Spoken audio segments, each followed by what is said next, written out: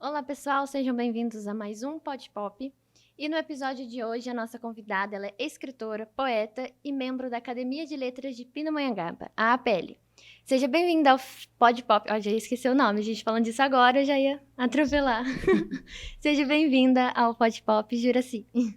Obrigado, Júlia, pelo convite. É uma alegria muito grande estar aqui na Ferrô, né, nesse Pod Pop, e falar, né, dessa grande tarefa, missão, né, que é a de escritor. Uhum. Então, fico muito feliz e agradecida. Obrigada. Então, para a gente começar, eu gostaria que você falasse para a gente como começou o seu interesse pela literatura.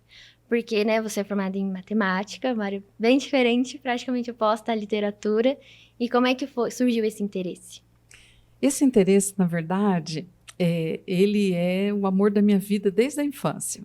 Então, desde pequenininha, meu brinquedo preferido era fazer livrinhos com as folhas do caderno. E aí eu fazia pequenos livrinhos e eu costurava assim para poder unir essas folhas. E eu gastava muito tempo da minha vida fazendo desenho para capa, fazendo essas historinhas. Uhum. E minha cidade é uma cidade muito pequena. Minha cidade tem 4.000 habitantes, São José do Barreiro, no Vale Histórico Paulista. E quando eu fiquei adolescente, né, São José do Barreiro não tinha mais o ensino médio. Então, eu precisei vir para Lorena para poder dar continuidade aos estudos. E a minha grande paixão sempre foi jornalismo, meu sonho era ser jornalista. E na minha escola, nós tínhamos um professor de língua portuguesa chamado Paulo César Pinheiro da Silva, lá no antigo ginásio de São José do Barreiro, que ele, para que nós tivéssemos condições de comprar livros para leitura, que a clientela, os alunos eram de baixa renda, né? Tinha um fator econômico assim bastante simples, né? Ele inventou um jornal na cidade e ele chamou alunos de quinta, sexta, sétima e oitava série para trabalhar com ele. Então nós tínhamos um laboratório de ciências que o professor cedeu as bancadas. Então todos os dias de manhã eu ia para a escola para a gente trabalhar para o jornal, chamava O Barreirense. E nesse jornal eu passei por todas as etapas, desde redatora, de pessoas que ia distribuir, vender, sabe, fazer matérias. Então, assim, eu me sentia, desde pequena eu me sentia, assim, parte desse corpo que era do jornal, do único jornal de São José do Barreiro. E, então, assim, eu saí de São José do Barreiro muito motivada a fazer jornalismo. Entretanto, a minha família também, né? Nós éramos 5 irmãos e meus 2 irmãos mais velhos, homens, já estavam estudando, fazendo faculdade, e minha mãe não tinha condições de pagar para eu cursar jornalismo na capital, São Paulo, Rio de Janeiro, Campinas. Então, a mamãe falou: olha, filha, faça outra coisa para você não perder tempo e depois você ingressa no jornalismo. E aí eu olhei, né? E tinha matemática, eu também tinha uma facilidade muito grande, meus amigos, meus colegas de escola precisavam sempre da minha ajuda, eu estava sempre ajudando todo mundo, dando aula particular, estudando para as provas. Falei, então vou fazer matemática. Eu teria que fazer 2 anos só de matemática. E depois o meu irmão mais velho se formaria e o dinheiro que era destinado a ele em São Paulo viria para mim. Mas aí, nesse inteirinho, eu fui fazer estágio numa escola lá de Lorena, chamada uma escola estadual Conde de Moreira Lima. E quando eu entrei na sala, naquele dia, que era o meu primeiro dia de estágio, a professora de ciência tinha faltado de matemática. E aí eles pediram para eu dar aula. E aí eu fui dar essa primeira aula, assim, do nada, né, tirando coisas da cartola. E os meus alunos, eles começaram: Dona Ju, um carinho tão grande. Eu expliquei com tanta facilidade uma equação, como era a equação, né, de primeiro grau, tudo. Eles ficaram tão encantados e a professora acabou tirando uma licença de 15 dias. Então, eu fiquei esses 15 dias já como professora. Então, eu ingressei não como estagiária, já como professora. E eu vi que eu tinha um talento, que eu tinha um amor muito grande. Isso me conquistou. Então, eu até tinha feito a inscrição para jornalismo e acabei, Júlia, que declinei, nem fui fazer o vestibular. Falei, não, vou terminar essa faculdade. E a vida foi muito feliz por essa escolha. Eu só tenho que agradecer, porque aos 22 anos, quando eu me formei na matemática, eu já era professora universitária do curso que eu tinha ingressado. Eu tive uma oportunidade e participei de um concurso, naquela época, a Faculdade Salesiana de Lorena, hoje é Unisal Lorena, e tive uma oportunidade, conquistei essa vaga de professora e já fui dar aula no ensino superior. E aí foi um leque que se abriu, né, para a pesquisa, para o estudo, para fazer pós-graduação. Então, eu passei, até os 50 anos, eu passei dedicando, né, todos os dias da minha vida para matemática. E quanto mais eu estudava, menos tempo eu tinha para os meus poemas, para os meus escritos, para os meus livrinhos. Uhum. E quando eu cheguei aqui em Pindamonhangaba, primeiro eu vim como professora universitária da FAP, em 2009. É a atual Unifunvic. Unifunvic. E eles precisavam de professor com titulação. Naquela época eu já tinha um mestrado. E aí eu vim para dar aula no curso de pedagogia, de 2 disciplinas. E aí eu pensava assim, ai meu Deus, se eu morasse aqui, né, eu estudava em Campinas, fazia o doutorado na Unicamp, aí eu pensava, se eu morasse em Pinda, 2 pedágios a menos, 100 quilômetros a menos, eu comecei a jogar isso para o universo, até que o universo conspirou e me trouxe para cá. E quando eu mudei com a minha família, né, para Pindamonhangaba, aqui eu encontrei, aqui eu vim, que era ser escritora.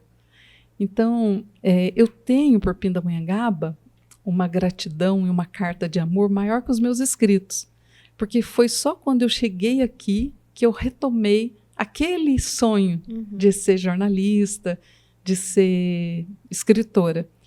E aí comecei a publicar, né, nas redes sociais meus poemas, meus pequenos textos.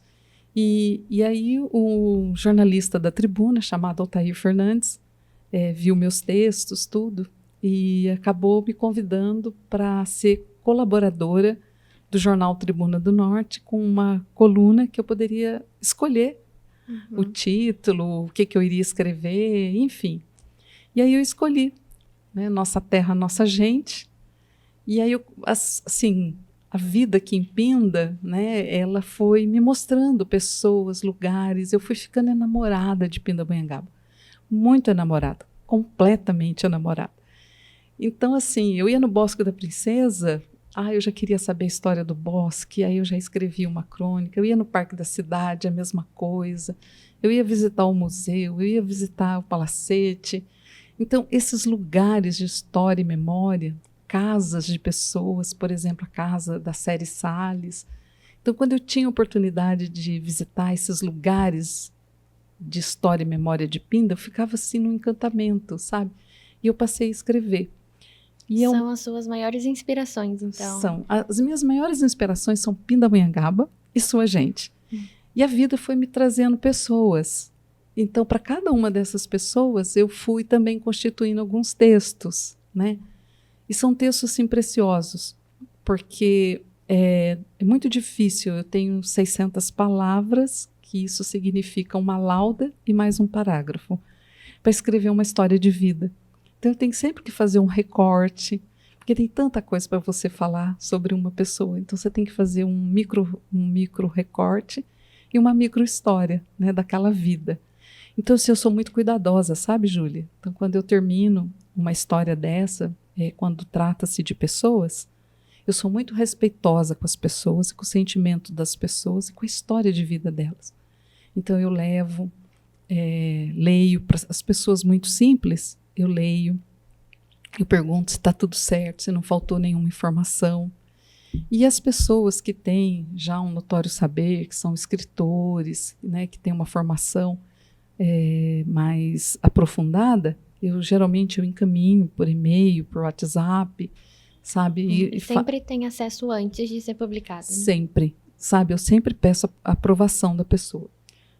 Algumas vezes as pessoas, que tal você melhorar isso, você melhorar aquilo? Eu agradeço muito, porque eu acho que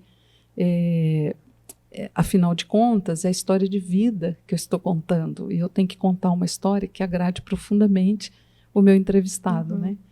Então, eu fico muito feliz. E toda terça-feira, quando a coluna, né, ela é publicada na Tribuna do Norte, eu corro lá na Tribuna, eu pego o jornal para as pessoas de roça, para as pessoas muito, sabe, que não têm esse acesso. Eu vou lá na casa, eu levo, eu leio, sabe? Aconteceu, por exemplo, tem um senhor que ele faz algodão doce. Desculpa, ele faz o biju. E tem duas senhorinhas aqui no Bosque da Princesa que vendem o algodão doce. Então, esse senhor do biju, né, ele foi uma história tão linda, sabe? Porque eu conheci um dos vendedores, eram 2 irmãos, ali na pracinha. Eu moro na Vila Burguês, próximo ali da pracinha do cemitério, pracinha da Bíblia. E eu conheci esse seu João vendendo biju ali. Daí ele estava batendo um triângulo. E aí eu fui, comecei a conversar com ele, tudo. E ele contou uma história linda do biju, que eles eram uma família de muitos irmãos, 12 irmãos, que moravam no Coruputuba, e foi uma forma que o pai deles teve de trazer, né, um outro rendimento, um segundo rendimento para a família. E quando o pai faleceu, ele e o irmão, né, tomaram, né, essa cultura da fabricação do biju. Só que eu não conhecia esse irmão. Daí ele me deu o endereço dele, tudo. Eu falei que eu gostaria de fazer uma entrevista. Aí eu fui lá na rua Elza Soares, não esqueço até hoje, fazer essa entrevista com ele. E aí ele falou para mim, olha, a senhora corra, porque eu não estou bem do coração, eu vou ter que operar. E eu queria muito ver essa matéria. Daí eu fiz a matéria, levei o jornal, sabe? Ele falou para mim, ele ficou tão feliz, ele falou assim, eu vou fazer um quadro, vou pôr na minha casa, na sala de visita. Era uma casa simplesinha, sabe? E aí ele falou, a senhora volte a semana que vem aqui para a senhora ver. Daí na outra semana eu fui, cheguei lá, menino, num quadro, sabe? Assim, a matéria de jornal, ele todo assim, orgulhoso. E aí ele, nesse dia, ele convidou o irmão, estava com hora marcada, tudo que eu também tinha levado um jornal para o irmão, e o irmão veio, aí nós nos conhecemos, né?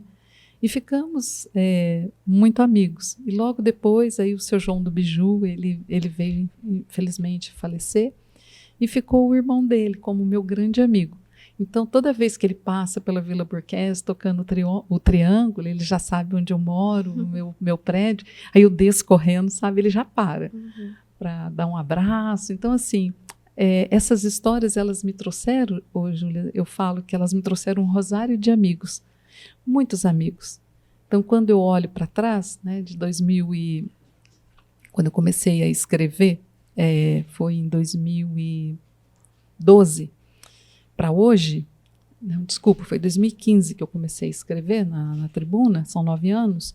Então, quando eu olho, né, esse percurso, eu vejo quantos amigos, né, a vida me deu. Por causa de quê? Por causa do respeito à história de vida deles, por causa da delicadeza das palavras, da poesia das palavras, né? Então isso para mim é um grande presente da vida, né?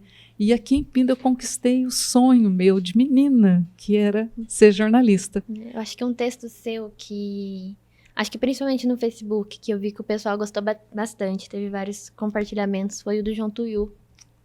Ah, essa história é muito linda, Júlia. Porque o João Tuiú, eu conheci o João Tuiú num momento assim muito delicado da vida, que foi a morte do pai de um amigo meu, que é o Maurício Cavalheiro. E aí o Maurício ligou para mim, era um dia muito frio, inverno, muito rigoroso, e o pai tinha acabado de falecer, e eu moro muito próximo ali ao hospital, e consequentemente ao velório. Daí o Maurício me informou tudo, e eu falei para ele, eu já estou indo para aí, eu vou levar uma garrafa de café, uns biscoitos que eu tiver aqui para a gente passar a noite com teu pai. E aí eu fui, né? E estava levando uma garrafa de café, uma garrafa de chá e uma sacolinha, tudo na mesma mão, né? Com biscoitos, enfim. E quando eu cheguei lá, o João Tuiú, muitas noites ele dorme no velório, é um lugar que ele gosta de ficar. Então, quando eu cheguei com aquele capote, as 2 mãos ocupadas, ele veio assim, achou que que era da minha família, então ele abriu os braços, né? Ele estava com uma capa assim dessas de cavaleiros, e aí ele abriu os braços assim e me colocou debaixo da capa dele, sabe? E eu, muito pequenininha, eu fiquei assim debaixo daquela barbona dele, né? E ele me abraçou, aí ele segurava assim nos meus pulsos, eu não podia soltar porque eu estava com 2 garrafas térmicas, né? Aí ele me jogava assim, falava assim para mim, não chora, se você quiser eu te dou uma fazenda, você quer uma fazenda? Não chora. Aí ele me puxava de novo, me abraçava, sabe? Aí ele me jogava de novo e falava para mim assim, eu posso também te dar um salão de cabeleireira, você quer um salão de cabeleireira? Eu falei, eu quero, fazenda dá muito trabalho, salão de cabeleireira a gente vai ficar bonita, eu vou poder me cuidar, cuido de você, você vai lá, eu aparo o teu cabelo, tua barba, o que você acha? E começamos a prosear assim, e aí ele acabou que assim, acho que deu a cota de abraços, né? E nós entramos, ficamos lá, e ele passou a noite, eu, ele e o Maurício Cavalheiro, nós ficamos lá. E a noite toda vez que ele queria pegar um pouquinho de chá, que ele gostou mais do chá do que café, ele vinha pedir para mim, posso tomar mais um pouquinho? Eu falei, pode. Então a noite toda a gente ficou lá, rezando, a gente conversando, e ele se servindo do chá. E depois, quando encontrava na rua, ele falava para mim, posso tomar um pouquinho de chá? Então, ele guarda, assim, eu fiquei na lembrança dele. Bom, passado um tempo, Júlia, teve um dia que eu fui à farmácia São Domingos, ali no bairro, e cheguei lá, ele estava assim em transe, então ele estava com um monte de latas e batendo batuque, sabe assim. E o pessoal da farmácia estava desesperado, lata de tinta assim, ele achando que ele era músico. E aí, quando eu cheguei no caixa para acertar, a moça estava ligando para 190 para pedir para a polícia vir buscá-lo. Daí eu fiquei pensando, que pena, né? O que eu posso fazer? Daí eu acertei, cheguei para ele, falei para ele assim, coincidentemente, estava tendo um show da prefeitura ali na Pracinha da Bíblia, sim, que é um show de música sertaneja. E eu, como passo toda hora por ali, eu vi que o pessoal da prefeitura estava montando o palco, sábado. Era um sábado à tarde, ia começar às 19 horas. Eu falei para ele, olha, João, tá tendo um show lá na pracinha, tem palco, o pessoal mandou chamar você para ir lá, vamos lá comigo? Daí ele pegou e falou, vai ter show? Eu falei, vai, eles estão esperando você chegar, vamos lá comigo. Vamos? Aí ele falou assim, você me ajuda a levar a bateria? Eu falei, lógico que eu ajudo. Aí catamos aquelas lataiadas velhas, tudo, sabe? E fomos para a pracinha, da farmácia São Domingos até a pracinha. Cheguei lá, os meninos da prefeitura estavam montando o palco. Eu pedi licença para eles, tudo, falei o que estava acontecendo, se ele podia tocar. Aí eles prontamente, todo mundo subiu, colocamos as latas, arrumamos uma cadeirinha para ele, e aí ele ficou tocando lá e a gente batia palma para ele, sabe? Ele ficou feliz da vida. E nisso eu vi quando passou o carro da polícia para ir buscá-lo, né? E ele já estava salvo, né? Ele já estava ali, num lugar que, entre aspas, não estava incomodando ninguém, né? Uhum. E aí um outro episódio também, na mesma pracinha, foi um dia de manhã que ele estava catando, ele sempre cata todas as latinhas ali, tem vários quiosques, e todo dia de manhã ele fica por ali limpando a praça, sabe? Ele tem um trabalho social muito importante para Pindamonhangaba, de modo especial para Vila Borghese e para os entornos aqui do centro. E aí ele estava catando as coisas assim, e eu vi um monte de latinha, sabe? Que ele não tinha catado, sobre os bancos, jogada no chão.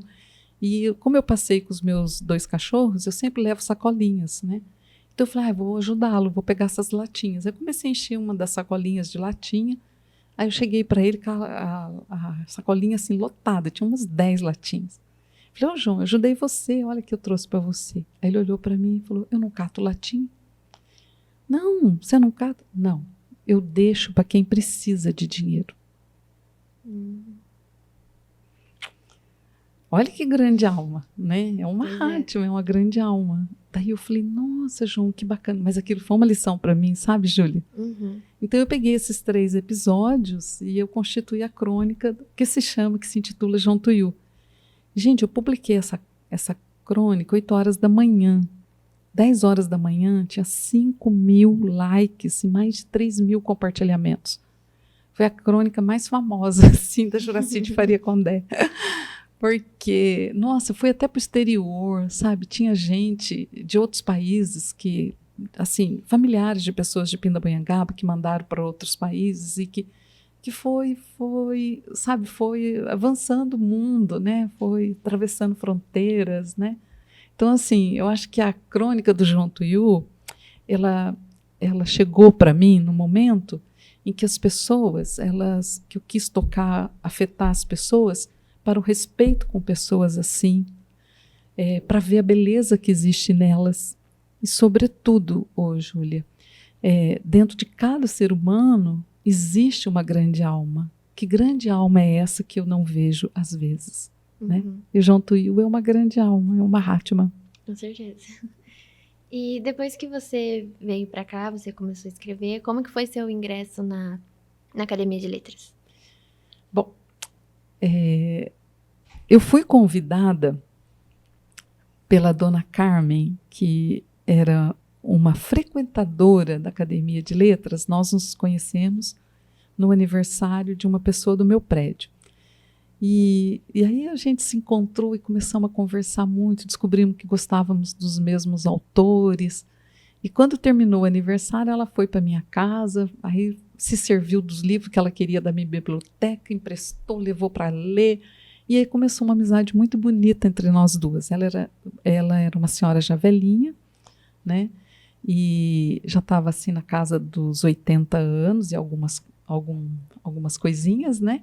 E que era uma apaixonada por literatura, ganhava vários concursos aqui em Pindamonhangaba, de poesia, de trovas e de contos, inclusive, crônicas. Só que ela nunca tinha publicado nenhum livro. E aí, ela falou para mim, você sabe que Pinda tem uma academia, tem a Academia Pindamonhangaba de Letras? Eu falei, não sabia. Isso foi o ano de 2010. Ela falou, você podia ir lá, né? Então eu fui numa sessão solene, tudo. Ela me apresentou, na época a Beth Guimarães era presidente, e aí a Beth me convidou, sabendo do meu trabalho de pesquisa, né, sobre o Mauba Tarran, que Mauba Tarran tinha vindo a Pindamonhangaba em 1973 para dar uma palestra na academia, e eu tinha estudado esses diários de viagem dele, de Pinda, como foi a palestra e tal. Então ela me pediu para ir contar sobre ele e sobre esse momento que o grande escritor de Queluz, né, que é uma referência no Brasil e no mundo, na educação matemática, como que tinha sido, né, esse período que ele ficou aqui em Pinda, para a conferência do aniversário da academia, de 1973. Então, a nossa academia, naquela época, estava celebrando 11 anos. E, então, eu fui, fiz a conferência, e quando eu terminei a conferência, a Beth veio me parabenizar tudo e me convidou para ser namorada da academia. Eu falei, o que isso significa? Não, para você vir participar.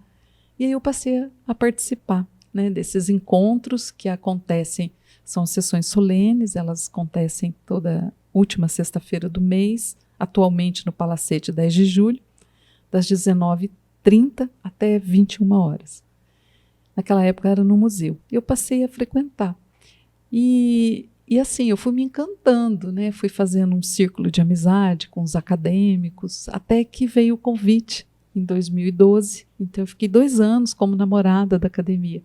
Então, veio o convite para eu ser acadêmica. E na academia, na PL, nós temos 40 cadeiras de membros titulares, 20 cadeiras de membros honorários e 20 cadeiras de membros correspondentes, de pessoas que não residem em Pinda e que querem, né, e podem, tem algum vínculo com Pindamonhangaba e que colaboram, né, com a academia.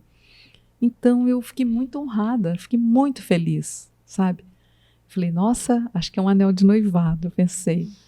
E aí eu prontamente aceitei e tomei posse na cadeira 11 de membros honorários, cujo patrono é um professor muito especial daqui, família daqui de Pindamonhangaba, que é o professor Vicente de Paula Salgado, irmão da dona Terezinha Salgado, da dona Norma Salgado e do José, que faleceu muito jovem, da dupla Tarquar.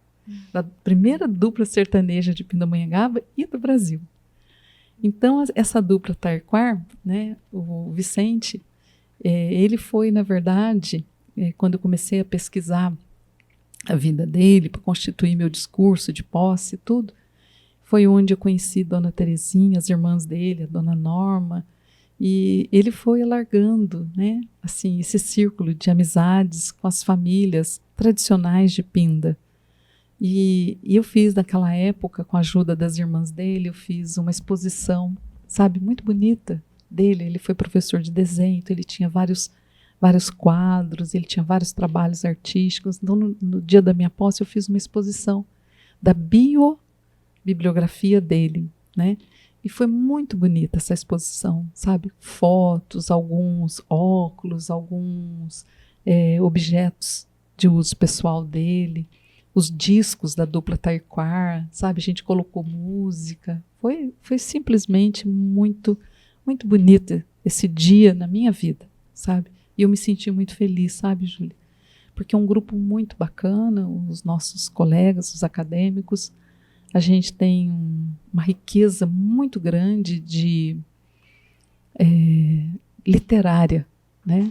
Então, nós temos o Altair Fernandes, que é uma maior referência no jornalismo, né, de Pindamonhangaba e do Vale do Paraíba. Para mim, eu aprendo muito com ele, com o trabalho dele. Nós temos o professor Ricardo Estevão de Almeida, que é uma sumidade enquanto escritor, tanto de romance, quanto poeta, como de ensaísta, sabe? É um professor de redação, né? E que tem uma escrita poderosa. Eu gosto muito e aprecio muito o trabalho do professor Ricardo. Nós temos o Paulo Tarcísio, que também tem uma escrita, né, que me ensinou muito, me apoiou muito. E Maurício Cavalheiro, Rosana Dali. Então, nós temos um círculo muito grande de bons escritores, um lastro literário muito grande. Eu não só aprendo com esses que lá estão, que são meus confrades, minhas confreiras, como também com aqueles que foram nossos patronos. Por exemplo, a Taíde Fernandes, né, Pindamonhangaba, através de 2,5 séculos, que é a obra, assim, a Bíblia, a referência dos primórdios de Pindamonhangaba.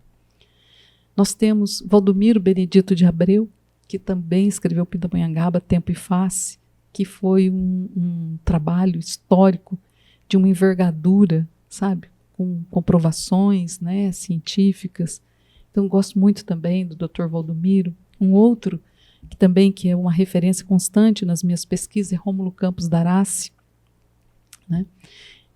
Os próprios artigos do Altair, da Tribuna do Norte, sempre eu me pauto, né, quando eu vou escrever sobre o patrimônio arquitetônico, histórico de Pinda, sempre me pauto, porque o maior trabalho que nós temos hoje do nosso patrimônio histórico são os textos do Altair, de história, páginas de história da Tribuna, né? A gente não pode deixar ele aposentar, então, tem que continuar escrevendo. Não pode, o Altair não pode aposentar, de forma alguma. E então, assim, eu fui constituindo um círculo muito grande, né? A Dona Heloína Salgado, que coisa maravilhosa as obras dela, né? Do nosso povo caipira, trazendo a história do comércio de Pindamonhangaba. Ela tem um livro fantástico sobre isso, né? Então, assim, eu fui encontrando aqui, em Pindamonhangaba, aquilo de que eu precisava tanto para me tornar a escritora que hoje eu me tornei, né? Então, quando eu olho, né, de 2010, quando eu fui dar uma palestra na PL para hoje, nossa, quanta história, né, eu constituí, né? Quanta história eu aprendi. E aí, em 2013, né, faleceu a irmã Cecília, e que é uma querida também, foi uma pessoa extraordinária para Pindamonhangaba, sabe? Que fundou a primeira faculdade de música do Vale do Paraíba, que era a FAMUSC, depois se transformou em FASC, né, Faculdade Santa Cecília, e que até hoje, né, está aí, mas é o trabalho dela na formação de milhares de jovens músicos. O próprio maestro da Euterpe Marcos, ele descende, né, dessa formação, vários componentes da Euterpe, né? Então, a irmã Cecília é uma referência, né, na educação de música aqui em Pindamonhangaba e no Vale do Paraíba, e no Brasil também. Então, a irmã Cecília faleceu no dia 15 de abril de 2012 e ficou vaga a cadeira de titular. Então, fui convidada para me tornar membro titular. E quando a gente se torna membro titular, daí é o casamento mesmo. Daí foi a festa de casamento. Então, eu primeiro fui namorada, depois eu fui noiva, depois Casou. eu casei com a PL. E assim, eu sou uma acadêmica muito apaixonada pela história da Academia Pindamonhangabense de Letras. Ela foi fundada em 1962. Então, nós temos agora, no dia 18 de dezembro, celebraremos os 61 anos. É a mais antiga academia do Vale do Paraíba, né?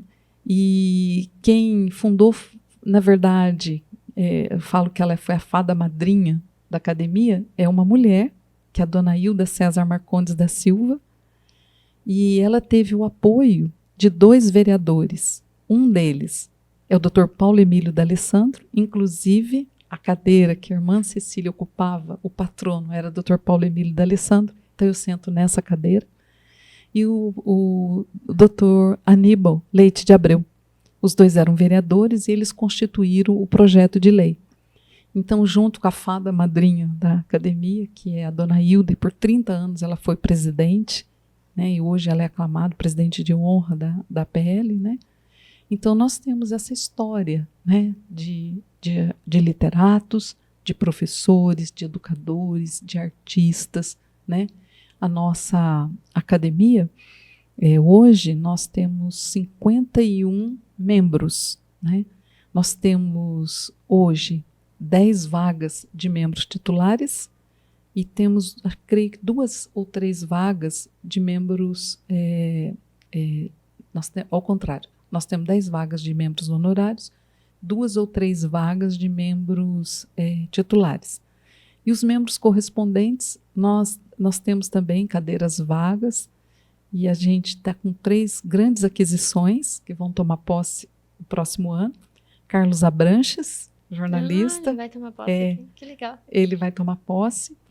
Joaquim Maria Botelho, jornalista, né? Filho de Ruth Guimarães, de Cachoeira Paulista, também aceitou, né? Constituir esse novo quadro. Temos um outro escritor que é formado pela USP, professor da USP, ganhou vários prêmios Jabuti, 3 prêmios Jabuti pelo trabalho dele, João Carrascosa. Também nós fizemos o convite, ele esteve presente, então a gente convida para vir fazer uma conferência, e essas pessoas a gente convida para ser membro correspondente, né? Então eles podem... Acho que para quem não conhece, só para explicar, esse prêmio Jabuti é tipo um Oscar da literatura, É o Oscar da né? literatura, E o João Carrascosa esteve aqui conosco no mês de setembro.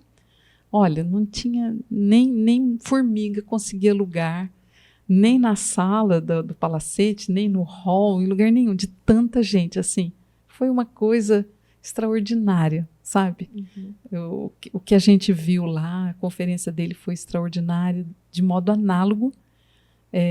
O nosso querido Carlos Abranches, todo mundo conhece, ele foi nosso convidado na Flipinda, na primeira Flipinda. A próxima questão ia ser relacionada a isso, a 2 eventos, né, da APL, e uma novidade, né, que é a Academia Jovem, né, que vocês estão organizando também, Academia Jovem de Letras.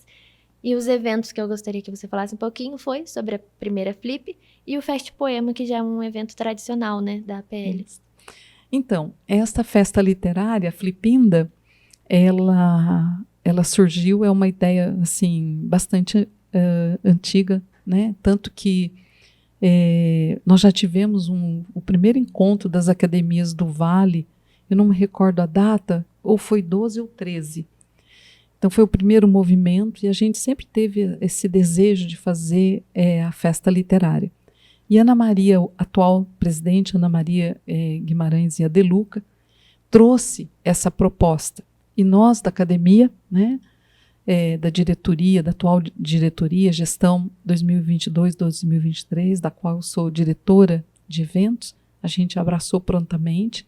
Então, nós fizemos uma primeira edição, na qual nós homenageamos Ruth Guimarães, que é a grande escritora negra, né, aqui do Vale do Paraíba, que ela é uma referência nacional, inclusive, pela obra dela. Ela trata da cultura caipira, mas ela foi uma grande referência, tradutora de várias línguas, né? E ela tem uma literatura poderosa, Ruth Guimarães. Então, ela é nossa homenageada. E nesses 2 dias da festa literária, foram 2 dias assim, de apoteose, né? Porque nós tivemos a gente trabalhou muito, fizemos uma programação diversificada, mas a gente teve um público, né, que assim, nos deixou muito, muito felizes, né, com o público, a resposta do público. Então, foram 2 dias, um sábado o dia todo e um domingo, até meio período. Nós envolvemos também toda a cultura de Pindamonhangaba. A gente quis valorizar, ao mesmo tempo que nós tínhamos dentro do espaço que nos foi destinado, que era aquele espaço como é que eu digo? Perto da Praça da Estrada de Ferro. Ali, né? Isso, na Praça 7 de Setembro, né? E então nós tivemos aquele espaço, que é um espaço maravilhoso. Então, na parte interna, nós tínhamos as mesas de debate, nós tínhamos as apresentações de poesia que o Alberto Santiago coordenou, e do lado de fora nós tínhamos todo o movimento cultural, da nossa cultura vale paraibana, pindamonhangabense, sabe? Então foi muito lindo, né? Eu fiquei completamente assim agradecida por ter participado dessa primeira edição. E o nosso pedido, né, para a cultura é que a gente se coloque à disposição para que agora seja uma data no calendário permanente da Secretaria, né, de Cultura de Pindamonhangaba. Então, no próximo ano, nós estamos aqui para trabalhar, para trazer uma segunda edição, homenagear outros acadêmicos, né? Então, é isso. Então, esse foi um grande evento da APL. E tem um outro evento que é o Fest Poema, né, o Festival de Poesia. Ele já está na 17ª edição. Ele foi criado, constituído pelo Alberto Santiago, que é nosso acadêmico. O Alberto, eu até fiz uma crônica sobre isso, né? Alberto Santiago apresenta o casamento da poesia e do teatro. Então, a ideia dele, né, seria um concurso de poesia e, ao mesmo tempo, de interpretação, de dramatização desses poemas. Então, ele uniu, né, 2 artes, ele fez o casamento de 2 artes. E a gente tem 3 grupos, né? Então, tem a educação, o infantil, que vai até 12 anos. Nós temos o concurso para jovens, que vai até 18, e acima de 18, o de adulto, né? E esses troféus, né, eles selecionam 15 textos de adulto, porque o volume é muito maior, 10 textos de jovens, e o volume de crianças ainda é um volume menor. E 5 poemas de crianças, que são interpretados em 2 dias do Fest Poema. E nesses 2 dias tem um grupo que avalia, né? E aí, dessa avaliação, nós temos o Prêmio Baltazar de Godoy Moreira, que dá primeiro, segundo, terceiro lugar para os adultos. Nós temos o Prêmio Berta Celeste Homem de Melo, que premia as crianças, e nós temos igualmente um prêmio para os jovens e o prêmio de primeiro, segundo e terceiro lugar de interpretação, né? Um para cada categoria.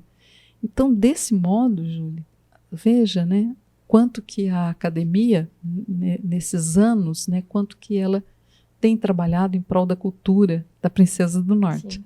E agora, né, nós temos aí um projeto para o próximo ano, que é constituir a Academia Jovem, né, e é um convite aí aos jovens que estão nos ouvindo, tudo quem gosta de ler, de escrever, de participar com a gente. E assim, o meu sonho é a Academia de Letrinhas, que é uma parceria da Academia, da PL, com a Secretaria Municipal de Educação, ações em todas as escolas, né, para incentivar a leitura de poesia, né, ao mesmo tempo fazer um celeiro para o Fest Poema, né? E esse próximo ano, né, se Deus quiser, eu vou ter um tempo que eu vou dedicar à constituição dessas duas vertentes, né? Academia Jovem e Academia de Letrinhas. Que eu acho que nós, que somos escritores, que já conquistamos, né, publicações em livros, colunas de jornal, a gente precisa cuidar das novas gerações, sabe? Então a gente tem que ter esse cuidado principalmente com as crianças e os jovens. E esse é o papel social de qualquer academia, né? Então nós já fizemos várias ações, a gente vai às escolas, a gente dá palestra, a gente vai a todas as bibliotecas, nós temos projetos de parceria com as bibliotecas, então os escritores vão às bibliotecas, às 5 bibliotecas, conversar com alunos de escola que vão encontrar conosco lá. Nós também temos um trabalho muito grande em várias escolas, né, que, do mesmo modo, para fazer esse diálogo, né, do autor na escola e conversarmos e incentivarmos os alunos, mas falta mais. Né? Então, nesse tempo que eu estou na academia, eu falei, nossa, esses 2 projetos sociais seriam, né? Então, próximo ano, eu pus o pé no freio, né? É a meta para 2024. Eu pus o pé no freio no meu trabalho, né? Já me organizei para poder cuidar, né?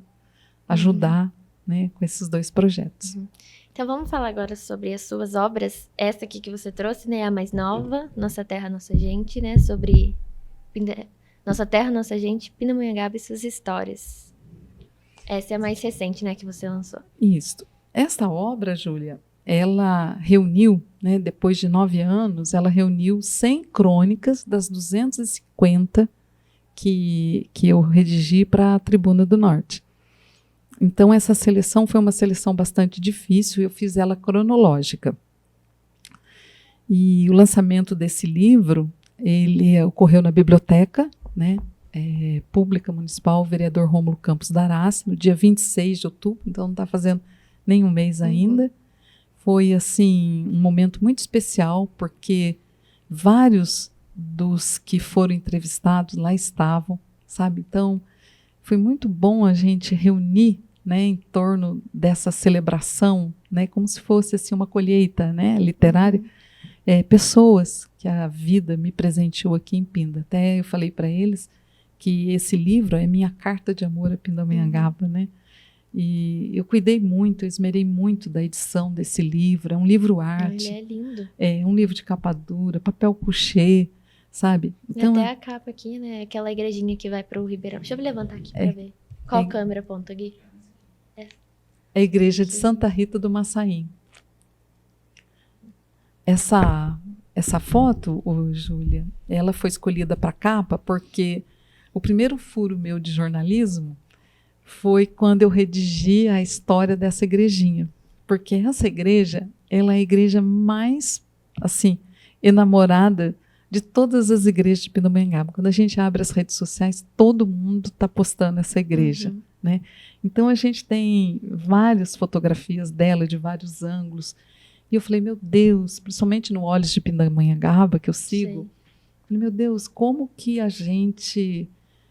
Nunca ouvi falar dessa Santa Rita do Massaim, que santa é essa, né? E aí eu fui pesquisar, né? Então eu encontrei na Universidade de Coimbra uma tese de doutorado das igrejas de Portugal. E nessas igrejas de Portugal tinha uma Santa Rita do Massaim. E eu falei, opa! O mesmo nome? O mesmo nome. Aí eu fui, né? E quando eu leio e eu vejo a foto, eu falei, mas é a mesma igreja. Como assim? E aí eu comecei a procurar quem tinha sido o construtor. Então, o primeiro proprietário era um português que veio para Pindamonhangaba, comprou essas terras, 300 alqueires, que até hoje se mantém, os 300 alqueires da Fazenda Santa Helena, e ele e a esposa tinham muita saudade de Portugal. Então, em Montes Douro, é de onde eles vieram. A forma que eles tiveram de apaziguar a saudade foi construindo uma igreja igual. Então, eles trouxeram, né, da Europa um engenheiro, que é da família Valentim, e esse engenheiro ele veio com a missão de construir uma igreja tal qual a de Montes Douro, em Portugal. Então ele veio e construiu essa igreja. Então, por isso que só tem 2 igrejas como essa nessas pesquisas que eu já fiz sobre as igrejas, que é a de Montes Douro e a da Fazenda Santa Helena.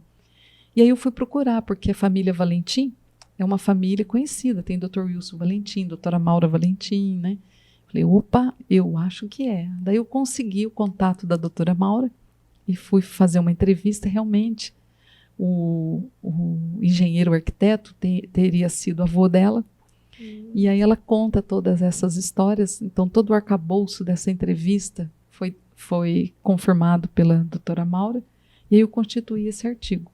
E quando eu publiquei, a secretária da Fazenda Santa Helena, Sofia Lema, ligou para mim, eu publiquei nas minhas redes sociais, falou, olha, o doutor Fábio quer conversar com você, tem como você vir na fazenda? Eu falei, lógico, aí eu fui, marcamos um horário, tudo, fui conversar com o doutor Fábio, e ele ficou encantado, porque nem ele, que é o proprietário, né? Não tinha muito conhecimento. Não sabia disso, então ele ficou assim encantado. Então, eu elegi, né, essa imagem para a capa, inclusive é uma fotografia do meu marido, Rogério Condé, que era fotógrafo, já conhecido como poeta da fotografia, né, para ser a foto de capa, por ela retratar, né, essa história de tão grande beleza, né, aqui de Pindamonhangaba. E a queridinha de todo mundo, né, que todas as redes sociais a gente... Todos os dias ela está nas redes sociais. Sim, né? Alguém já postou. É impossível alguém não ter postado alguém uma foto dessa igreja. E eu vou muito para Santo Antônio do Pinhal e toda vez que eu passo tem gente no portão tirando foto, tem drone filmando. Nossa, é o concurso. É o concurso. Agora fala um pouquinho das suas outras obras que você já fez, já escreveu. Então, eu comecei... meu primeiro livro, ele foi publicado aqui em Pindamonhangaba, né? Em 2012, quando eu voltei a escrever, eu selecionei 100 poemas e esses 100 poemas constituíram o Manto Sagrado. Foi um momento que eu tinha ficado viúva e que foi um momento de luto, e a literatura e a poesia, ela foi o modus operandi que eu encontrei de lidar com o luto. Não só do meu marido, como também da minha mãe. Então, eu perdi o meu marido no Dia das Mães de 2011 e eu perdi a minha mãe no Dia das Mães de 2013. E eu estava lidando com esses lutos, né, dos dois, assim, muito significativos para mim. E a literatura e a poesia, ela chegou como uma forma de me fazer compreender esse processo, né, da eternidade da vida. E aí eu reuni esses poemas, são poemas místicos, né, assim, de uma conversa muito forte com o transcendente, muito séria com o transcendente. Então esse primeiro livro se chamou Manto Sagrado. E aí eu queria celebrar a poesia. E falei para minha filhinha, que tinha 12 anos, a Marina na época, falei, filha, a Marina sempre gostou de desenhar. Filha, eu queria que você desenhasse a poesia para mim, para ser a capa do livro. Ela falou, mamãe, como que você acha que é a poesia? Eu falei assim, a poesia é a moça mais bonita que você possa imaginar. E eu imagino ela com um manto, assim, cheio de pedrinhas, bordado assim de pedrinhas, como o manto dos hindus. E aí eu queria que você fizesse para mim. Era um sábado, 10 horas da noite, Júlia.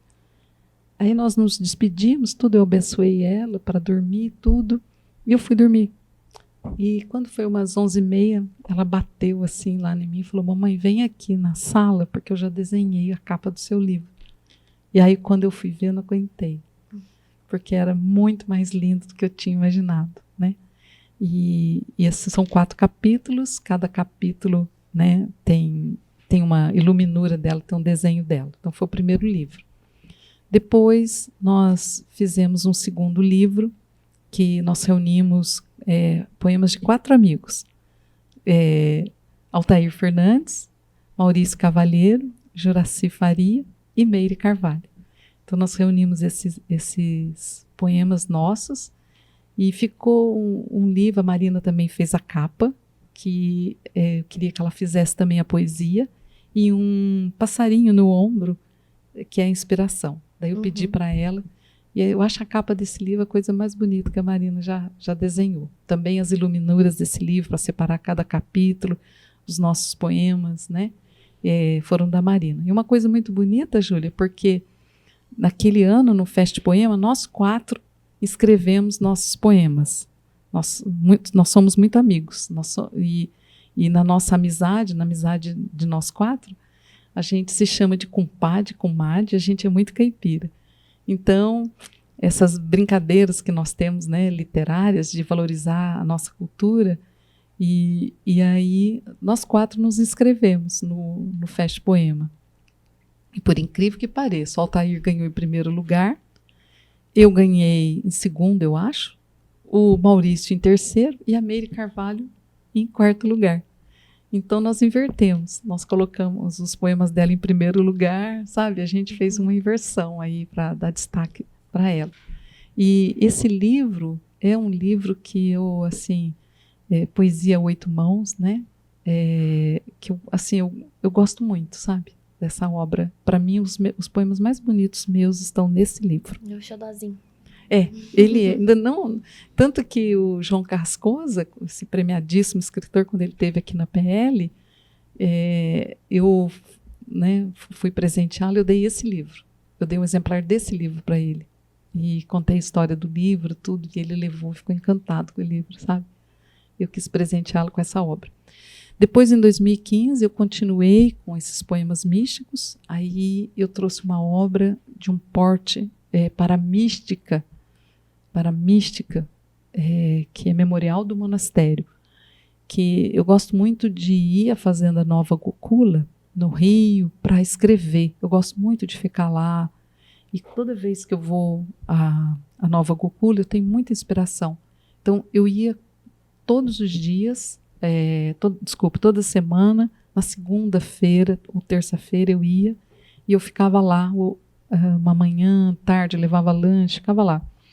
E eu fui produzindo esses poemas lá. Então, o Memorial do Monastério, Poesia, ele reuniu também 100 poemas místicos, profundamente místicos, e que falam muito da minha alma. Depois do Memorial do Monastério, aí veio as crônicas, né? Então eu deixei de publicar há alguns anos por conta do meu trabalho acadêmico, do meu trabalho de formação de professores aqui do Vale do Paraíba, que eu atuo.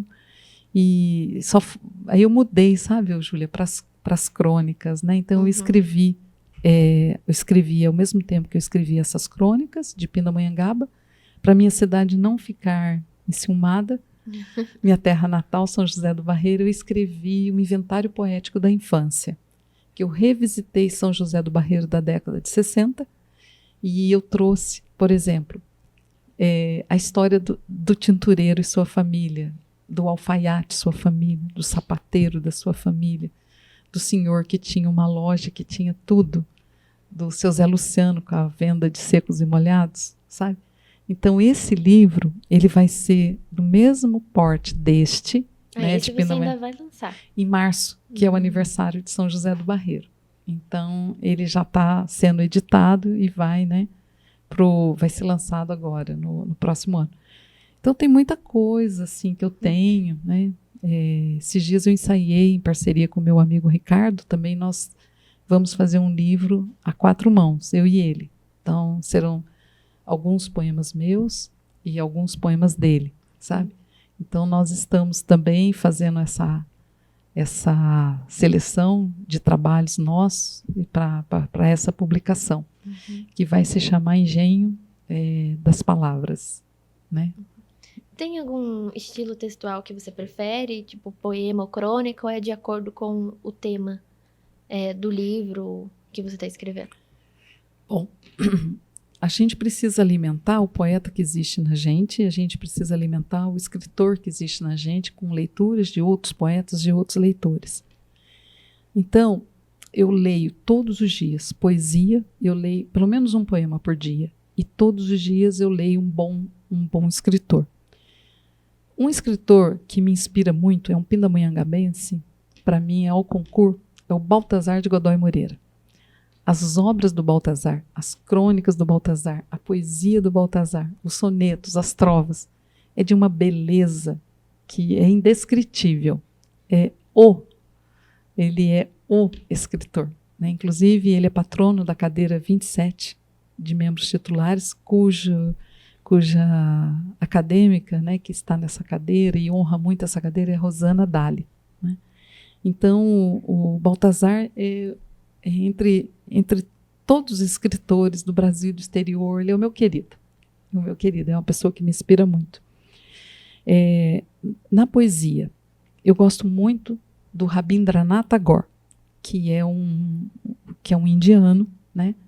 E eu sou completamente encantada pela poesia dele, eu tenho uma mística muito parecida com a mística dele. Gosto também de uma portuguesa chamada Sofia de Mello Braine Andersen. Então, toda a obra dela, poética, e também os contos, eu leio assim, quase todos os dias, são meus livros de cabeceira. E tem um poeta e um escritor português também, eu gosto muito dos portugueses, que hoje ocupa lugar de honra na minha biblioteca, é o Walter Hugo Mãe. E é um jovem, né, ele foi premiado, ele tem 51 anos, assim, e ele é muito jovem, mas já tem uma produção muito vasta. Então eu gosto muito dele. Eu gosto de Mia Couto, leio também, José Eduardo Agualusa, que são escritores da atualidade, né, que trazem um repertório que constitui dentro de você um arcabouço para você poder produzir. E aqui no Vale do Paraíba, a minha escritora preferida é Ruth Guimarães. Então eu tenho praticamente, ela tem mais de 50 livros publicados, eu tenho mais de 30 livros dela. E ela circunda em crônicas, ela circunda em contos, né? Ela faz pesquisas muito importantes sobre o povo caipira, o povo vale-paraibano, né? Eu fiz um trabalho de pesquisa sobre a poesia dela, então eu pesquiso muito a obra dela, inclusive para eu poder divulgar, né, em livros, em congressos, sabe, em artigos de antologias, e para a gente valorizar a nossa cultura. E tem um escritor de Queluz, que eu estudei muito, que é um matemático, né, que é o meu querido, que é o Malba Tahan. Então, ele tem 128 livros publicados, dos quais 64 são voltados para a literatura de cunho oriental e outros 64 para a educação matemática. Então, esses livros de matemática foram uma referência para o meu trabalho de professora de matemática e, concomitante, esse trabalho literário dele, ele foi constituindo uma forma de me ensinar uma boa escrita, né? Então, ele tem um segredo nos textos dele que eu acabei descobrindo, né, para manter o autor, o leitor, preso ao seu texto. Então, de tanto ler esses livros dele, eu fui descobrindo esse segredo do bom escritor, que ele foi uma referência no Brasil e no exterior, e continua sendo até hoje. Então, eu fui me apropriando disso. E desses livros do Malba Tahan, na verdade o nome dele é Júlio César de Mello Souza, Malba Tahan foi um falso nome que ele encontrou para não denegrir a imagem de bom professor que ele tinha, professor de matemática do Colégio Pedro II, no Rio de Janeiro. E aí ele criou esse falso nome, e quando esse falso nome, que eram os livros dele literários, os livros de matemática, era professor Mello Souza. Quando esse Malba Tahan começou a ganhar notoriedade, tanto quanto o professor Mello Souza, ele revelou que ele próprio era o Malba Tahan. Então, dos livros dele, o mais famoso, muitas pessoas conhecem, é O Homem que Calculava. Já ouvi falar. Então, esse livro já tem mais de 100 edições no Brasil, ele está traduzido para mais de 50 línguas e circula para mais de 50 países. Ele é um sucesso, até hoje, um sucesso editorial. E o próximo ano, em 2025, esse livro fará 100 anos. Então, o próximo ano, Júlia, eu vou dedicar todo o meu ano para trazer a história desse livro. Sabe? Desde como ele começou a ser escrito pelo Malba, as publicações em jornais, depois como ele veiculava, como ele incentivava a leitura desse livro, que ele foi um grande marqueteiro.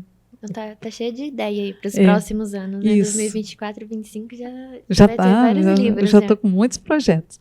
E aí, esse livro, eu pretendo, né, o próximo ano é um ano, assim, de eu me voltar para esse trabalho de pesquisa, para em 2025, quando for o centenário, eu ter essa obra para mostrar.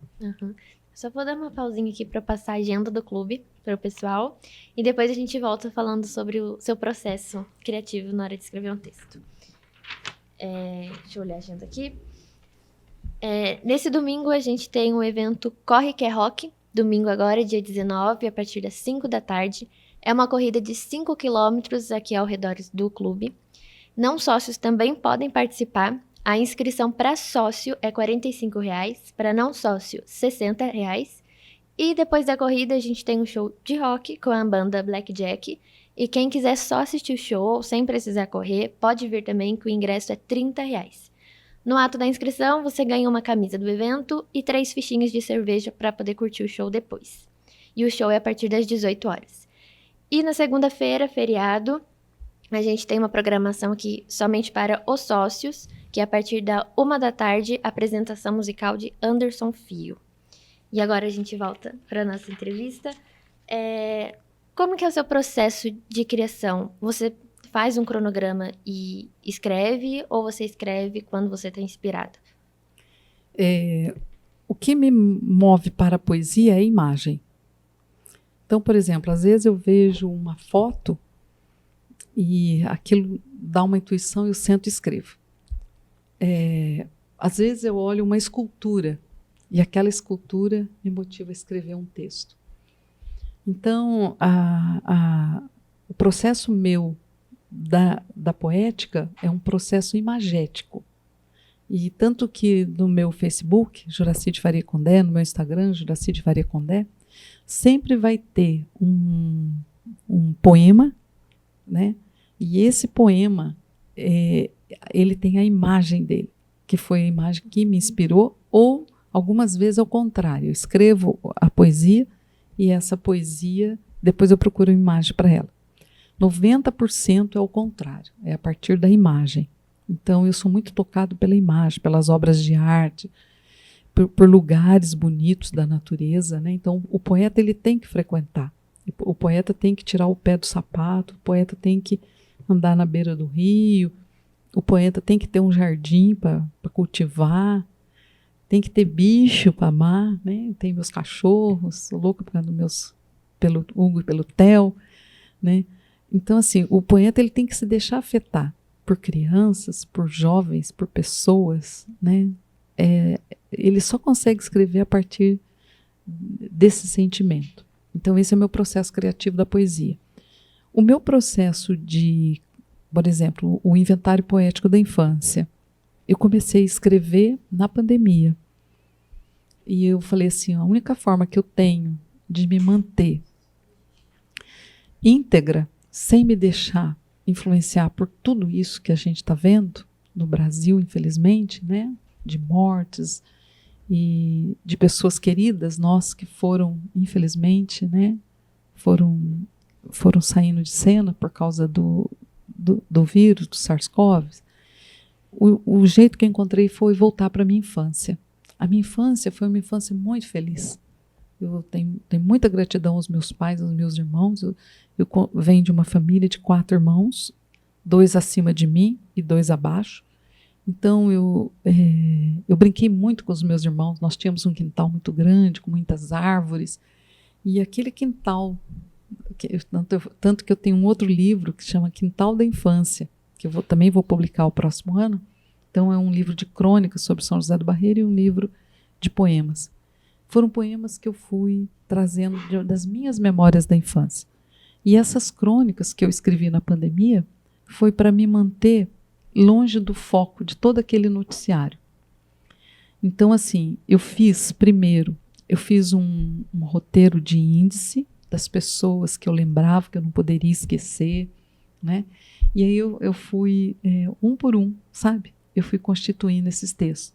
Eu tenho uma coisa, Júlia, que eu sou muito cuidadosa com a reescrita. Enquanto aquela crônica ela não está assim perfeita, com uma vírgula que fora do lugar, eu não termino de trabalhar aquele texto, sabe? Então, assim, eu não escrevo qualquer texto.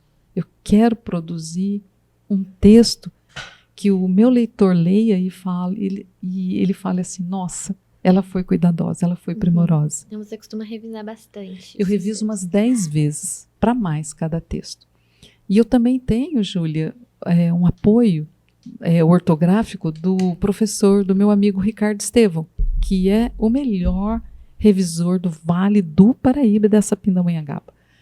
O cara é muito bom. Então, eu sempre, antes de publicar, eu mando meus poemas, eu mando minhas crônicas para ele, eu mando meus contos, e aí, se eu errei em alguma coisa, ele puxa, ele pega uma faca muito bem afiada e ele depura ali. Não tem jeito de passar. Então, assim, eu aprendo muito com o Ricardo. Ele é um mestre para mim da gramática. E eu, assim, por causa da minha formação de matemática, eu não tive muito tempo e também não tenho muita facilidade com a gramática. Eu leio muito e eu escrevo muito. Mas, assim, regra de gramática, eu tenho dificuldade. Às vezes eu sei. Portuguesa também não é muito fácil. Às vezes eu sei que está errado, que eu tenho que escrever daquele jeito, mas eu não sei justificar por quê. Então, quando a gente tem um amigo que sabe justificar todos os porquês, né? Por que não pedir uma ajuda? Então, ele é assim, toda essa obra minha, nem seria essa obra se eu não tivesse encontrado aqui em Pindamonhangaba Ricardo Estevão de Almeida, meu revisor. E quando você tem bloqueio criativo, eu imagino que por ser por imagem as suas inspirações, talvez não tenha tanto bloqueio criativo assim, mas quando você tem, como que você faz para melhorar? Então, Júlia, o poeta e o escritor, a gente tem um ritmo que é diferente. É o ritmo da sensibilidade, é o ritmo de você colocar seu coração em escuta de outro coração. Então, tudo aquilo que eu já escrevi até hoje, que eu escrevo, que eu vou continuar a escrever, não é para mim. É para o outro.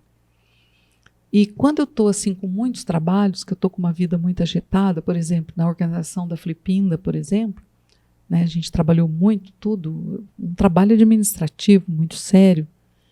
Então, a poesia, os textos da tribuna, nada saiu, porque eu estava assim, como é que a juventude fala quando você está acelerada, né? Eu estava muito acelerada, então não adianta. Estava focada naquilo, né? Então não adianta. E aí agora, quando passou tudo, né? Daí pronto, aí eu acomodei, respirei, e aí agora retornei à escrita. Então, assim, é um bloqueio? Por quê? Porque o poeta e o escritor, ele tem que ouvir a voz do seu coração. E a voz do meu coração me pede silêncio. A voz do meu coração me pede ir para a natureza. A voz do meu coração pede para fazer umas caminhadas no Parque da Cidade, no Bosque da Princesa, flanar por Pindamonhangaba domingo à tarde. Eu adoro flanar em Pindamonhangaba domingo à tarde, sabe? Andar, sair ou de manhãzinha, bem de manhãzinha, ir nas praças, ver as pessoas. Pinda tem uma coisa linda, que tem um calendário cultural muito intenso. Então, eu estou sempre acompanhando esse calendário, sabe? Eu não perco. Agora mesmo está tendo festival de teatro. Sim. Quando termina uma coisa, já tem outra, cada coisa mais bonita que a outra. Então, assim, eu tenho tanta paixão por Pindamonhangaba que eu acho que se eu não tivesse vindo para cá, eu não seria escritora. Não? Mas eu acho que essa parte cultural Pinda deixa muita cidade, assim, no chinelo, porque tem muita coisa aqui mesmo. Tem muita coisa boa, de boa qualidade, né? Então, assim, eu não perco. Todas as possibilidades que eu tenho de prestigiar, eu estou prestigiando. E isso alimenta a alma da gente, né? Que você vê pessoas, você vai para outros espaços, você olha, você capta. Eu sempre estou com o meu celular, sabe? Quando eu vejo uma coisa, eu falo, isso dá poesia. Eu já clico, já guardo. Tira uma foto para poder escrever. Eu tiro foto para poder escrever. Então, assim, a minha gratidão por Pinda é do tamanho do mundo, sabe? E eu sempre falo, né? Eu falo, Pindamonhangaba não é a cidade que eu moro, é minha pátria. Né, o Fernando Pessoa fala, minha pátria é língua portuguesa. Na lápide dele está escrito isso, a minha pátria é língua portuguesa. Na minha lápide terá escrito, a minha pátria é Pindamonhangaba.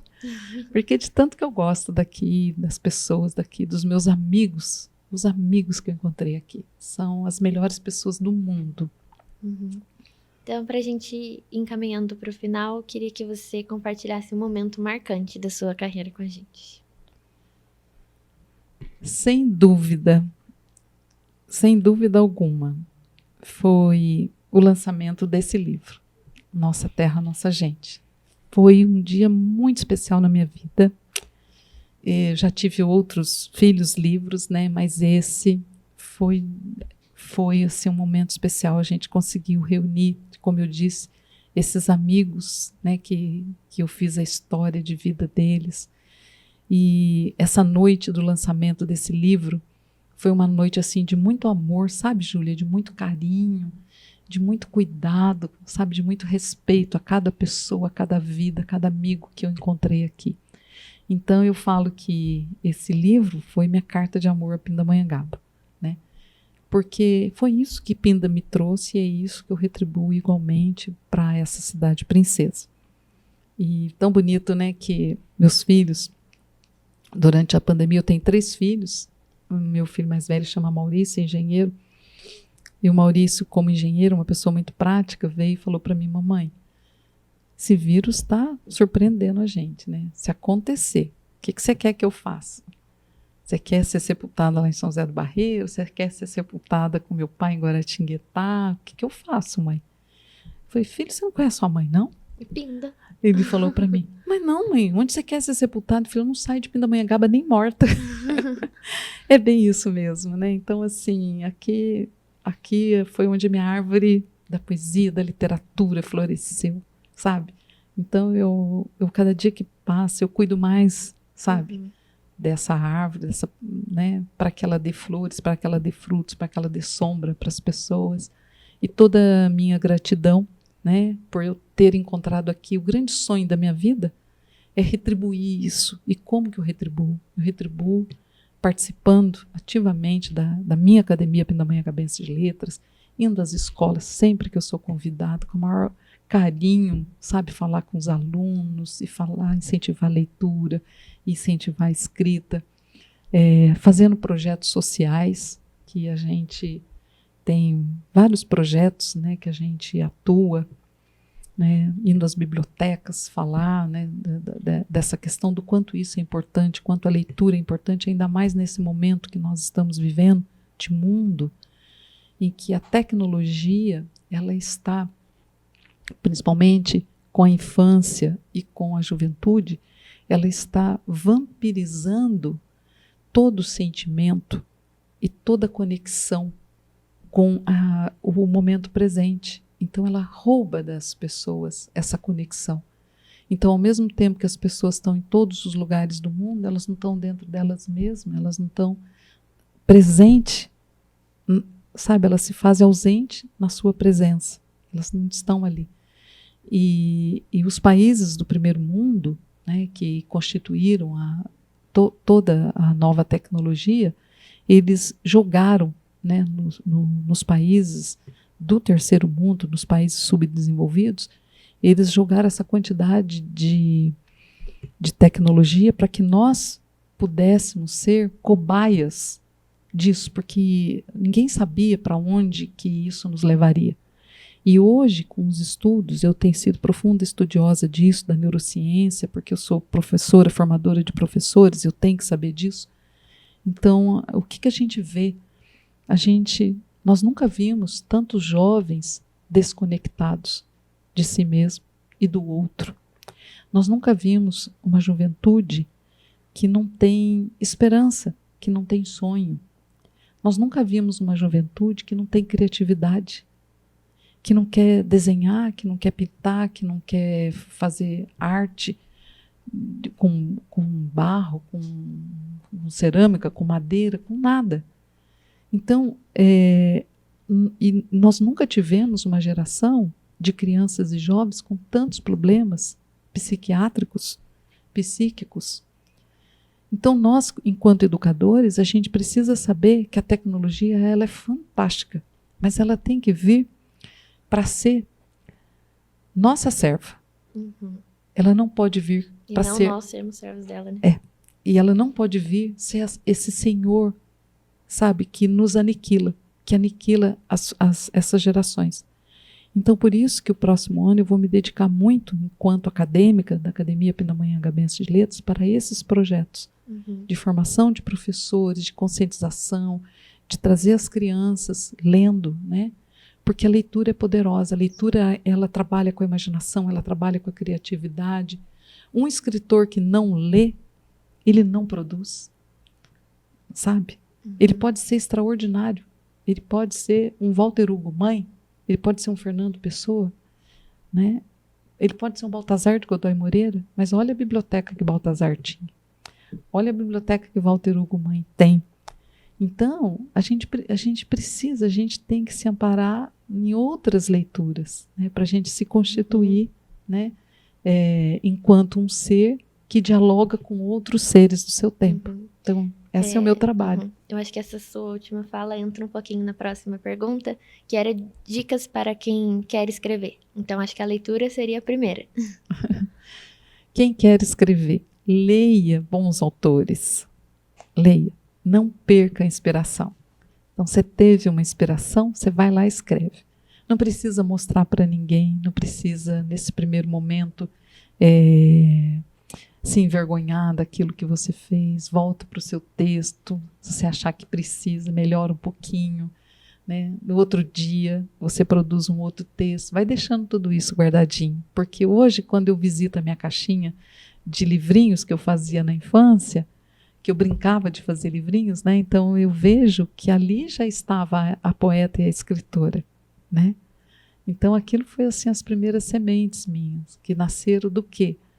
Do primário, da professora que pedia para a gente fazer composição, naquela época não chamava redação, das histórias que ela contava para a gente, né? Só tinha um livro para ela contar a história dos 3 porquinhos para 40 alunos.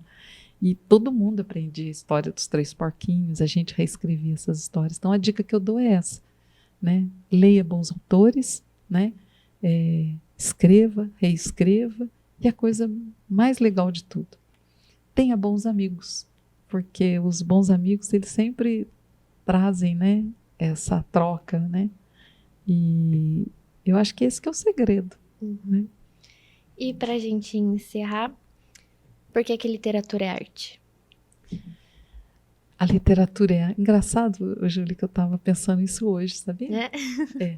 Eu gosto muito de cerâmica. Eu sou, assim, escultura, sou apaixonada por todo tipo de escultura. Então, o que mais me inspira a escrever é a escultura, sabe? Tanto que, quando você for no meu feed, você vai ver a quantidade de esculturas que eu escrevo poesia para elas, né? De vários artistas.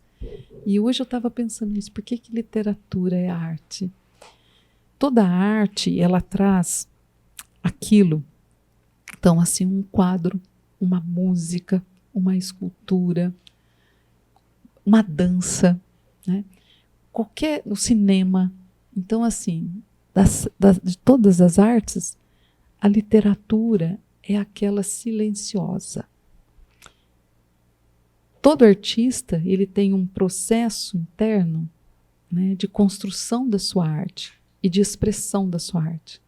Alguns expressam com pincel, alguns com lápis de cor, alguns com o corpo, a dança, alguns com as mãos, as esculturas, né? Então nós temos várias expressões, alguns com a fotografia, com a máquina fotográfica, alguns com a máquina do cinema, né? E a literatura, ela é a expressão primordial, sabe? Quando você pega as pinturas rupestres que nós temos no Brasil, então é algo assim que vem lá dos nossos primeiros antepassados, de você trazer, né, você trazer de alguma forma, você escrever, você desenhar, você pintar aquilo que você está sentindo. Tem gente que desenha e tem gente que escreve, né? Então a literatura, por que ela é arte? Porque ela é expressão de algo muito maior, que é divino, que está dentro de você e que precisa, né, estar no mundo para se conectar com outras pessoas, né? Então literatura, para mim, é a arte primordial da minha vida, né? Então eu acordo e já vou ler um poema. É tão engraçado porque o Rabindranath Tagore, ele tem um caderninho que parece uma bíblia assim de poesia, sabe? Tem um livro de poesia que parece uma bíbliazinha assim, dessas pequenas. E ali eu tenho 3.000 poemas dele, que ele escreveu ao longo da vida, né? E aí eu abro qualquer página, daí eu vou ler aquele. Eu fico o dia todo matutando com aquelas imagens, né? E eu acho que a literatura é essa mágica que, através de palavras, ele cria várias imagens, né, no seu, na sua consciência, né, e você vai trabalhando com aquilo, né? Então, é o poder que a palavra tem, né? O poder da palavra, isso é arte. Eu acho bonito, Jesus falava, né? Tem uma passagem bíblica, né, que fala assim: o verbo se fez carne e habitou entre nós. Então a literatura é esse verbo, essa ação, né, que ela encarna no escritor, e quando a gente publica, quando a gente escreve, né, ela está entre nós. Bonito isso. Então eu queria agradecer a sua presença aqui no Pod Pop. Foi muito bom saber um pouquinho mais sobre você, sobre vários escritores aqui da região. Saber ainda mais que Pinda é tão rica, tem uma história tão rica, principalmente por você e por os outros membros da APL que focam em escrever sobre a cidade, né? Então, muito obrigada por aceitar esse convite. Um beijo para os nossos ouvintes da Pod Pop Ferrou. Uma alegria muito grande estar com vocês, e estamos aqui. Se alguém quiser participar da Academia Pindamonhangabense de Letras, nossas reuniões elas acontecem na última sexta-feira do mês, agora próximo dia 24 de novembro, às 19h30, no Palacete 10 de julho. Aguardamos vocês, sejam muito bem-vindos. Quem gosta de literatura, quem gosta de arte, venha ficar com a gente, venha conhecer a Academia Pindamonhangabense de Letras e o trabalho que a gente desenvolve em prol da história, da literatura e da cultura pindamonhangabense. Então é isso, pessoal. Obrigada aí pela companhia de vocês. E semana que vem a gente volta com mais um episódio do Pod Pop. Até lá!